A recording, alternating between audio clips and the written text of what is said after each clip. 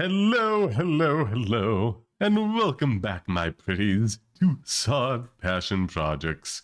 Now, what shall we be discussing today? Why, it shall be the second part of Kate and Emiliko's journey in Shadow House. Now, while I do not believe it is quite as strong as the first season, I still had a fantastic time with this show and believe it is still an utter delight. One of the best things about it that at least I personally loved is the inter-character work. Good example, Patrick, after the events of the first season with the whole grand ball or whatever they called it, they were in a big old maze trapped away from the phases that had come and rescue them. And Emiliko gave Patrick a flower and some comforting words to reassure him through the ordeal.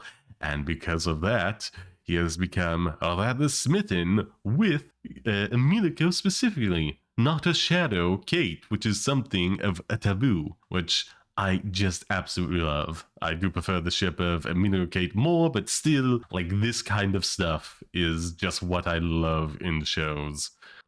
It makes entire sense for this to happen based off the events of the first season, and it's just done in a very nice and natural way.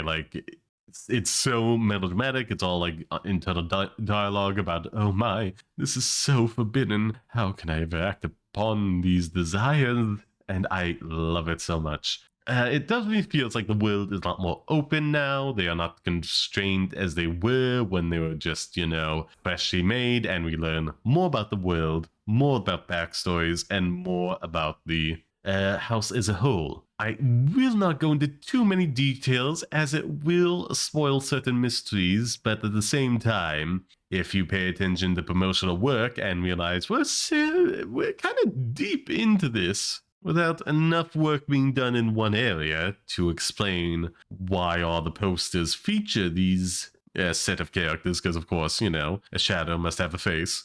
But I kind of wish they went more into them naturally, not to highlight them, or just not do it the way they did at all, because it really does give the game away if you haven't read the manga.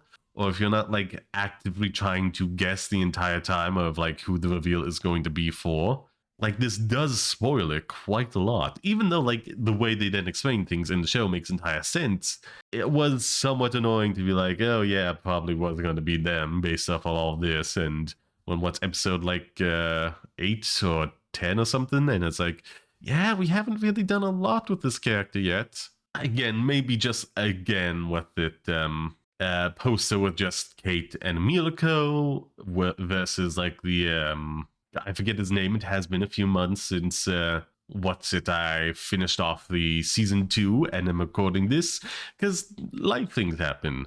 Laptop died, had to get a replacement. Mother died, had to go to America for the funeral. Just been a lot of things coming up. Anywho.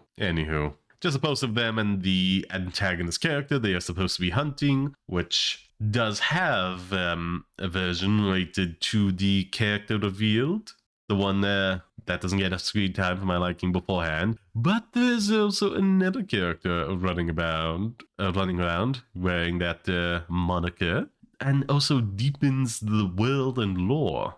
I just cannot wait for season 3, and I highly, highly recommend jumping on season 1 and 2 now as well. Because I mean, maybe it's safe enough after 2 seasons, I don't know. But with certain events with Cuphead, where it's hey, this is doing pretty good. It's got a 3rd season coming up, which hasn't fully aired yet. And it's oh, we're entering the beginning phases of recession. Time to cut all the animation, because that's the most expensive, even if it's our most beloved work. Chop up, put Cuphead on the chopping block. So I don't know. Just, if you haven't, I highly recommend this show, and I do implore you to give it all the love and support you can. I think this would be a great series, especially if it can be seen to fruition, or is that the correct way? Maybe I'm messing up my words a bit, but I just love to see this anime reach the conclusion of the manga, you know? Not just to be left left unread, you know? We just get to a certain point and that's it. Like the manga goes further, read it yourself if you want. Which again, I'm feeling such burnout with anime. Either like so many things having great first seasons and never getting a follow-up upon, or just things relying upon the existence of the manga to thus leave the anime on a cliffhanger. For various reasons, people who watch the anime are not going to want to go to the manga, because they preferred animated mediums, they have problems with certain reading, you know, like dyslexia, ADHD, so visual mediums like anime are just easier to engage with. Or it's just simply like they don't prefer to have to go and read up a manga after the fact, because anime is left unfinished, whatever the case may be. Still, back to Shadow House season 2, an absolute delight. And I do think the first season is just a little better, but it could just be because of the sense of danger within the first season. You don't really have everything on the table. The world is a lot more confined, and now it feels a bit more opened up. And not to say what's the eventual antagonists that are revealed are not threatening. It's just when the world's a bit more open, you feel like you have a lot more options. So still, I am very hopeful to see a season 3, and I just cannot insist upon it enough. Love and support this show. It is something special and it deserves to be uplifted. Now, with all that said and done, it's time to go to the outro. So be sure to hit that like button, the subscribe button, and maybe even the bell if you're feeling kind. It's time to say ta-ta, auf Wiedersehen, until we meet again. Bye-bye, my pretties. Awkward endings. Heyo.